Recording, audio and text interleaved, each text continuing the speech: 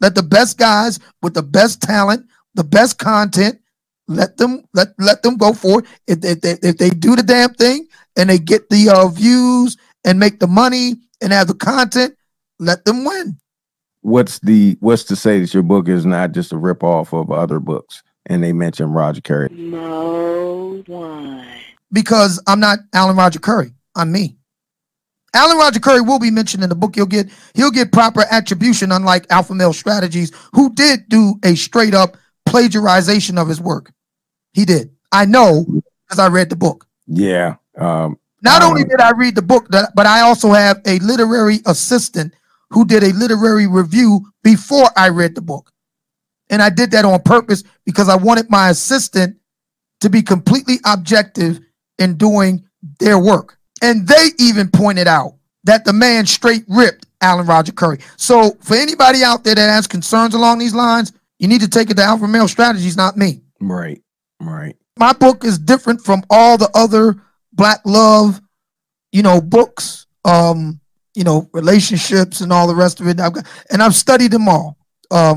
Steve Harvey, Hill Harper, Derek Jackson, Alpha Male Strategies, Alan Roger Currie is included. I've studied them all. And some of them are good. A lot of them are really bad. And I'm going to offer something that none of them talks about. I know Black people, so that's what I write about. All right. But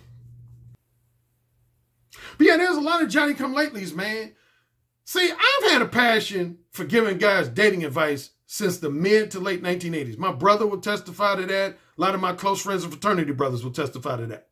I've had a passion for this shit going back to the mid to late 1980s.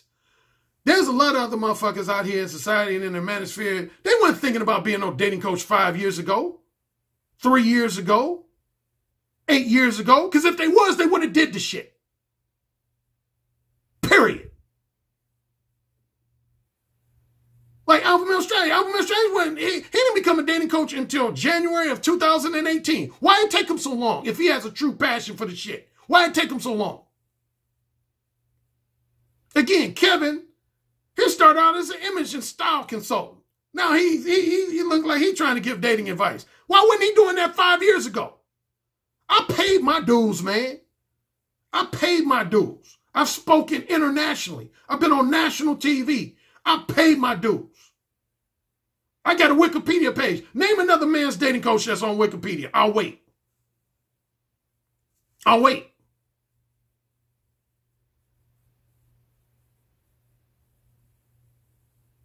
So all this to say that some people might say, well, damn, Alan, it seems like you're always falling out with people and you're always having beef with people, man. What's up, man? You know, they trying to look at me as the bad guy. Like, damn, Alan, it seems like you just can't get along with people. No, the reality is, man, there's a lot of people out here that are trying to, at minimum, imitate my business model. And at maximum, try to both imitate my business model and infringe on my intellectual property, my concepts, my philosophy, and my terminology. And quite frankly, I'm just sick of it. Enough on that. Second thing I want to talk about.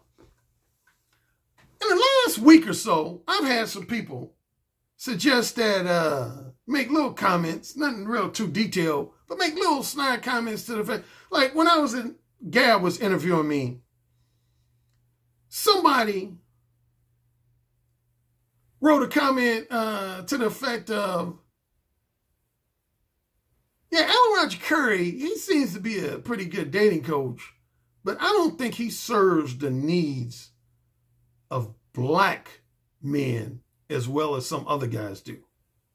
I don't think he serves the needs of Black men. I think his advice is almost more tailored for white men than it is for Black men. Because to me, Alan Roger Currie doesn't seem to recognize how problematic Black women are to Black men. Really.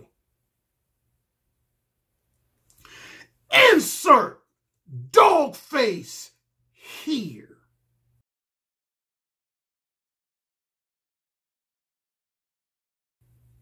Nigga, please. And I don't even like to use the N-word. Nigga, please. Alan Roger Currie don't understand black men. Far as I know, I'm black. Far as I know, my skin color is black. That's number one. Number two, I grew up in Gary, Indiana. And for those who don't know, even though it's changed now, back in the day, Gary, Indiana was the second most black city in the United States next to Detroit. We had the highest percentage of black people of any city in the country next to Detroit. And somebody gonna say that Alan Roger Currie don't understand black people? And specifically black men? Man, please. Like I heard an archive just recently. I heard Gab, like I said, this guy, brother named Gab, who's real cool. He interviewed me 2 nights ago, and yesterday he interviewed Mumia Obsidian Ali. And inevitably, I knew my name was going to get brought up. If nothing else, because he had interviewed me the night before. But somebody asked Obsidian, how is your book going to be different from Alan Roger Currie's books? Because you used to sing the praises of his books. You used to always promote his books. So one would get the idea that you probably going to try to imitate a lot of Alan's material. And Obsidian's response was, well, number one, me and Alan are just 2 different men with 2 different personalities. And number 2, Alan gives general advice. I give advice that's more tailor-made to black men. This is what Obsidian said. He said, I give advice that's more tailor-made to black men's needs and problems and challenges. With all due respect to Mumia Obsidian Ali, fuck that. That's some bullshit. What does a black man need to know to get a woman in bed that a white man, Asian man, or Hispanic man doesn't need to know? I want to know that. Someone explain it to me like I'm a fucking 3rd grader. Please, I'm begging you to. Someone explain that to me like I'm a 3rd grader. When it comes to the pursuit of sexual companionship, there are no fucking differences between men. Men are biological creatures, all of us. Whether you white, black, Asian, Hispanic, Middle Eastern, whatever. We're all biological creatures. We all have certain biological impulses. One of them is for the desire for sexual enjoyment and satisfaction. What is the fucking difference between a black man going after sex from a black woman than a white man going after sex from a white woman, or an Asian man going after sex from an Asian woman, and so on and so on and so on? Matter of fact, Obsidian went as far as to say, he said, if you notice, Asian men don't have the problems with Asian women that black men have with black. Oh, really? Oh, really? Well, it shows that Obsidian's not as well read as he purports to be, because I posted an article just about, I want to say about 3 years ago on my Facebook timeline. It was an article about how young men in Japan are not having sex. Let me repeat that. A large number of young men in Japan were involuntarily, and in some cases voluntarily, celibate because they weren't able to connect with Japanese women. And Asian men and Asian women don't have no problems. Yeah, right. What you think? Why you think you have MGTOW? MGTOW is a predominantly white movement because white men have been having problems dating and having sex with white women. But you got all these stupid ass niggas on YouTube acting like black men experience 10 times more problems with black women than any other race of men. Because you're stupid. Yeah, I said it. Quote me on it. God damn it. Uh-oh, I know a lot of y'all like, oh shit, he hot. He hot now. He in the zone, boy. He in beast mode. You damn right I am. I'm sick of all this stupidity. I'm sick of all these shady motherfuckers, snakes in the grass out here. Just sick of it. My girlfriend knows. Because she lives with me. She knows when y'all getting on my nerves. I'm sick of all you motherfuckers, man. I'm more sick of people it's sad to say, I'm more sick of people in my own race, in my own gender, than I am people of other races or members of the opposite gender.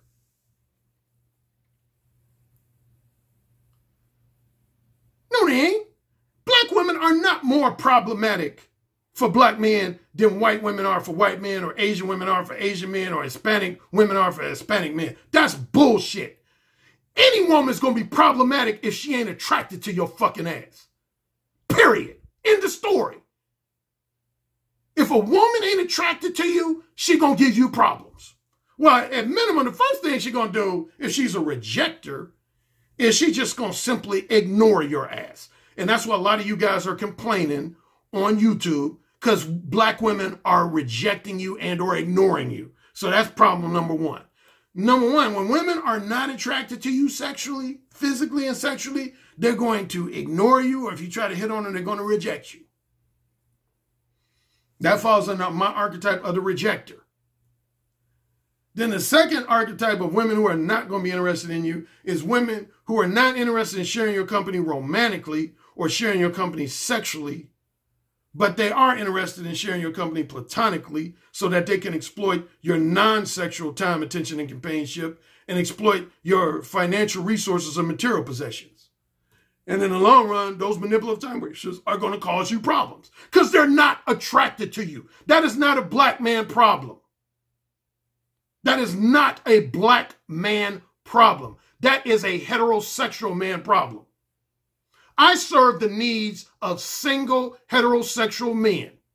That's who I serve the needs of. I don't serve the needs specifically of white men, serve the needs specifically of Asian men, serve the needs specifically of Hispanic men. I serve the needs of single heterosexual men who are facing a high degree of challenges with their love life, sex life, and overall social life.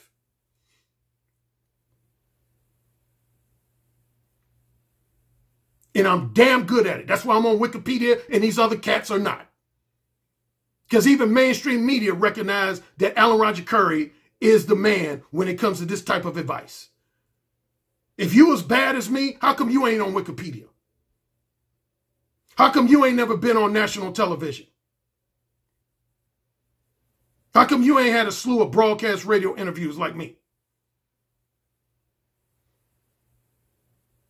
How come I ain't heard you have a podcast program like my Erotic Conversationalist show where I show guys that I'm able to get women's pussy wet on the fly? How come you ain't had a show like that, like me? Because you ain't as bad as me.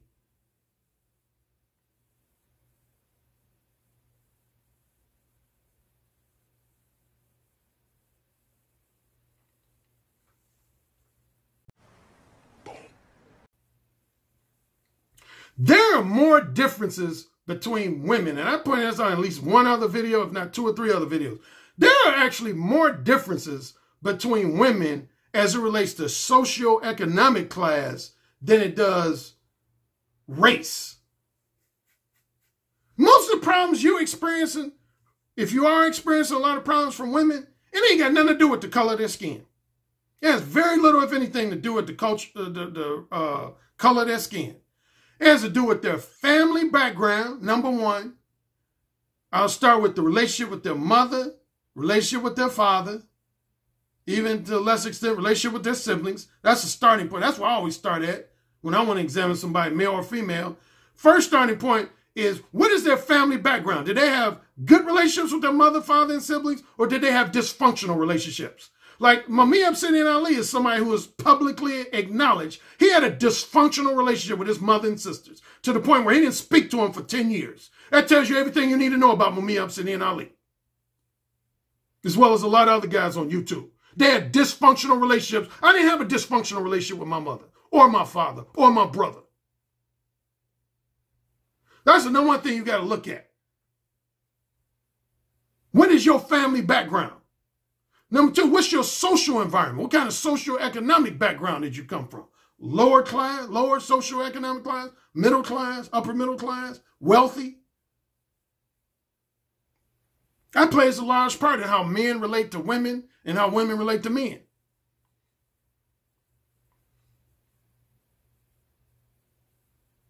If a woman grew up not having a good relationship with their father, they're going to be problematic when it comes to dealing with men because they don't really know how to relate to men. If a man had a dysfunctional relationship with his mother or sisters, he's going to have problems for the rest of his life dealing with women. Facts.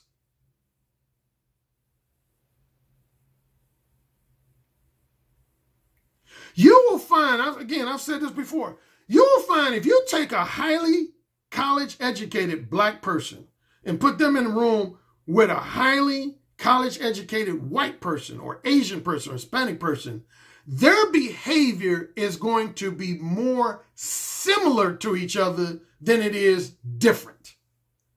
In other words, you'll find that a black person, male or female, who went to college and has a law degree or a medical degree will be able to socially interact with a non-black person who went to college and has a law degree or a medical degree much easier than they will somebody from their own race who never went to college, never went to grad school, or dropped out of high school. That's fact. I've seen it with my own eyes, man. Like, I'll use myself as an example. There's some white people, man, that I'm able, like, I've lived with. See, I know people of all races on both ends. On the male end, I've lived with white dudes, particularly when I lived in Los Angeles. Most people who know my detailed backstory know I never lived by myself in Los Angeles, for better or for worse. Not once. Every place I lived in Los Angeles, I had at least one roommate, if not two or more roommates. I had at least one roommate, if not two or more roommates. I lived with white guys. I lived with at least one Asian guy. I lived with at least one Middle Eastern guy. And I lived with at least two Hispanic guys. So I've lived with guys. I just not haven't observed them from afar. I've had roommates that were of other races. So I know the shit they deal with women. On the female end, I've had sex with pretty much every race on this earth. Particularly if you're talking about casual sex. Now, when it comes to long-term romantic relationships, pretty much all my long-term romantic partners have been black women. But when it comes to short-term and or non-monogamous sex, I've dealt with white women, I've dealt with Asian women, I've dealt with Hispanic women, I've dealt with at least two Middle Eastern women. I know them, dude. I know what they're about, their strengths and weaknesses. Number one, on the female side, all women got fuckery. They might not have each have the exact same fuckery, but they all got fuckery. It really comes down to this, man. There's some men women are interested in having sex with, and there's some men women are not. That's the starting point. It's really just that simple. The 80-20 rule covers all races of women. On the male end, most of the men I've interacted with face-to-face or through the internet, they have the same challenges with women of their race that men of another race are having. Problems with women being manipulative, materialistic, sexually duplicitous, trying to undermine their masculinity, shit-testing them to the highest degree. All men are experiencing that shit, man. It ain't exclusive to black men. Y'all need to wake the fuck up.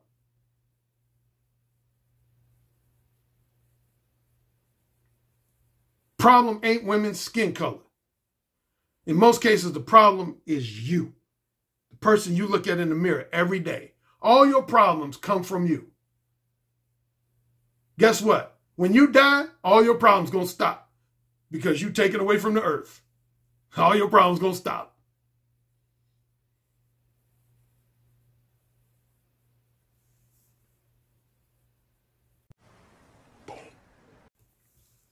Join me in my Patreon exclusive portion.